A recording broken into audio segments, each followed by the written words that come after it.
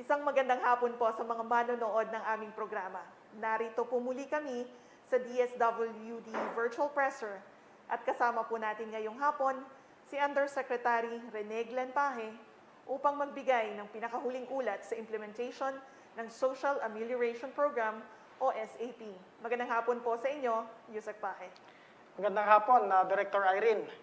Magandang hapon din sa lahat ng ating mga kababayan. Ngayon naman po, dumako tayo sa pagbibigay ng kasagutan sa ilan po sa mga katanungan na ating pong natanggap.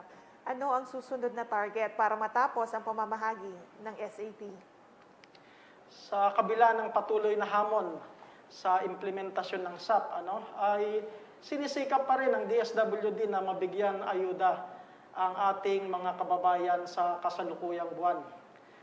Amin ang unang nabanggit na inaasahan na magkakaroon pa rin ng payout. Humihingi lang tayo ng dagdag na pag-unawa sa ating mga kababayan sa pamamahagi nitong ayuda ng SAP para sa second tranche.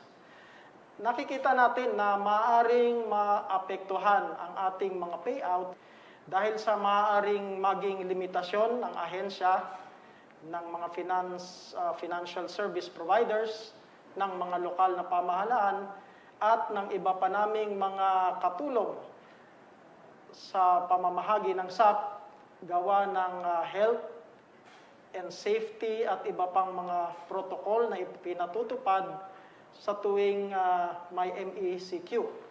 Kung kaya't patuloy po ang koordinasyon ng ating mga FSPs sa ating mga LGUs para maisagawa ng maayos ang ating payouts.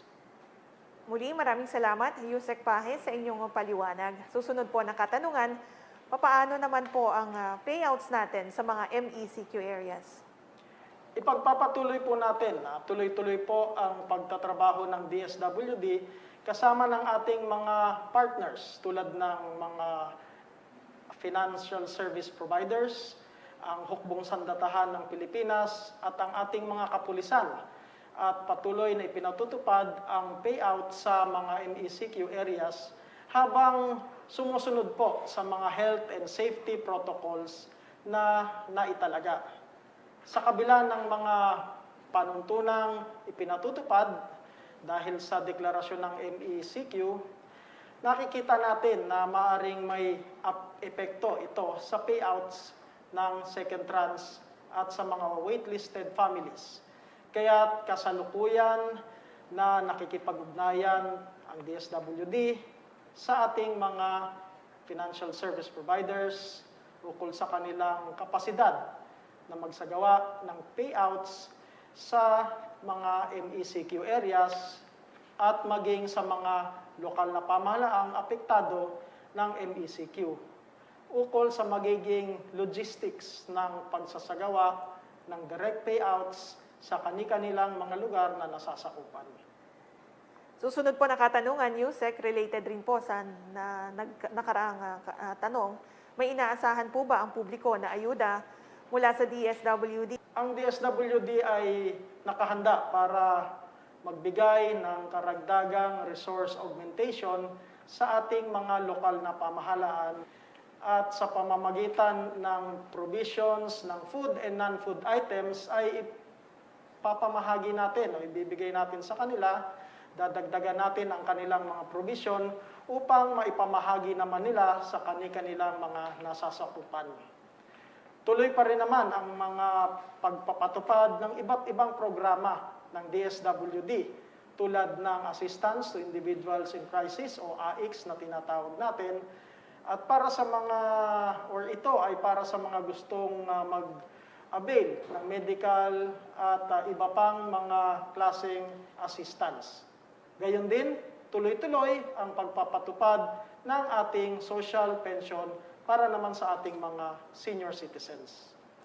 Maraming salamat, Yusek Paje.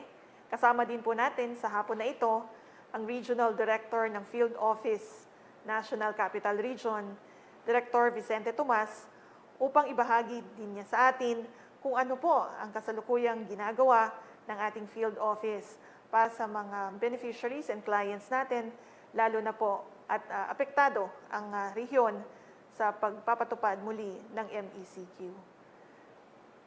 Magandang hapon po, RD Vic. Maaari po ba naming malaman kung ano ang mga pinakahuling ulat sa mga gawain ng DSWD Field Office NCR? Magandang hapon din po, Director Irene, sa ating USEC PAHE, at sa mga ating pong mga kababayan, lalo na po ang mga nandito sa National Capital Region. Magandang hapon po sa ating pong lahat. Patungkol po sa status ng SAP sa NCR, ito ay tuloy-tuloy pa rin po. Ang nangyari po, maibahagi ko lang po, ay nagkaroon po tayo ng koordinasyon with the LGUs at ito po yung pagbibigay ng quarantine pass and provision of transportation assistance para po sa lahat ng mga benepisyaryo, papunta po sa mga payout centers. Ito po yung maibahagi ko rin, yung partners natin na financial service providers, nabanggit na rin po ni USEC PAHE, sila po ang katuwang natin sa pagbibigay ayuda sa patungkol po sa second tranche. Ang NCR sa pagbibigay o pag-iimplementa ng Social Amelioration Program patungkol sa second tranche.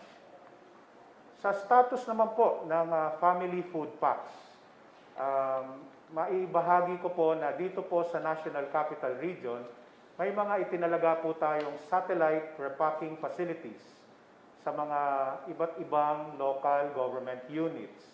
Sa kasalukuyan po, nasa halos 8 na po sila na nagkaroon ng satellite repacking food hubs para po sa relief. At ito po ay may bibigay sa mga nangangailangan na mga constituents ng LGUs para matugunan ang pangangailangan nila, lalo na po sa panahon ng MECQ. Sa status naman po ng assistance to individuals in crisis situation, ang ginagawa po ng NCR ay halos door-to-door po. May mga mobile teams po tayo. Sila po ay pumupunta, katuwang ang ating mga kasama sa local government units, at inahatid po yung ayuda dito po sa mga lugar na nagkakaroon po ng pangangailangan ng ating mga kababayan. Ganon din po sa programa ng social pension. Tuloy-tuloy pa rin po ang pagbibigay ng ayuda sa ating mga elderly dito sa National Capital Region. Sa ngayon po, meron po tayong another program na ginagawa sa NCR. Ito po yung Cash for Work. Kasalukuyan po nagkakaroon ng ugnayan sa Marikina at Pasay. At sa ibang LGUs na rin po ang isusunod na rin po namin. Maraming salamat po, RD Vic, sa inyo pong update at napakahalaga ng inyong ibinahagi na sa National Capital Region, halos lahat ng ating mga beneficiaries under the Social Amelioration Program ay atin na pong napagsilbihan. Muli, maraming salamat, RD Vic, sa napaka-komprehensibong ulat. Balikan lang po natin ang huling katanungan para kay USEC PAHE. USEC, paano po ba mababawi ng DSWD ang halaga ng ayuda mula sa mga duplicates at di-kwalipikadong mga benepisyaryo kung ito po ay nagastos na ng mga nakatanggap? Ang mga halaga na naibigay sa ineligible o yung mga hindi kwalipikado, batay na rin sa ating kasunduan sa mga LGUs o yung mga lokal na pamahalaan, ang sinuman na hindi karapat-dapat ngunit nabigyan ng ayuda mula sa SAP ay kinakailangang ibalik ang halagang natanggap sa DSWD. Ayon sa Republic Act number 11469 o ang Bayanihan to Heal as One Act, ang emergency cash subsidy sa ilalim ng SAP ay inilaan lamang para sa mga pamilya mula sa informal na sektor na may mababang kinikita at lubos na naapektuhan ng ECQ. Ang mga opisyal ng LGU na namahagi ng ayuda sa mga hindi karapat-dapat na benepisyaryo ay sasailalim sa masusing investigasyon. At kung mapatunayan na mayroon silang pananagutan, kailangan nilang ibalik ang halaga ng ayuda sa kanilang ipinamahagi. At sila ay maaaring patawan ng karapatang administrative o civil na liabilities o parusa. Samantala naman, sa mga kaso ng duplication ng assistance sa mga lugar na kwalipikadong nakatanggap ng ikalawang yugto ng SAP, ang pamilya na nakatanggap ng dobleng ayuda ay madi-disqualify na sa pagtanggap ng subsidy para sa susunod na tranche. At para naman sa mga nakatanggap ng higit na isang tulong o ayuda mula sa iba't ibang ahensya ng gobyerno o ng pamahalaan na nagpapatupad ng SAP ay hindi na kasama sa pangalawang tranche at kailangan nilang ibalik ang dobleng tulong na kanilang o sa kanilang lokal na pamahalaan. Maaari silang humingi ng acknowledgement receipt bilang patunay na kanilang ibinalik ang subsidiya na natanggap. Ang mga concerned agencies ay magbibigay ng demand letter sa mga benepisyaryo na tumanggap ng duplicate o ng doubling assistance. Ito ay nabanggit na rin natin noong nagsagawa tayo ng virtual presser. Sa mga benepisyaryo naman ng 4Ps na tumanggap ng dobling ayuda, ay magkakaroon ng adjustment ang kanilang cash grants mula sa regular financial assistance na kanilang natatanggap mula sa programa.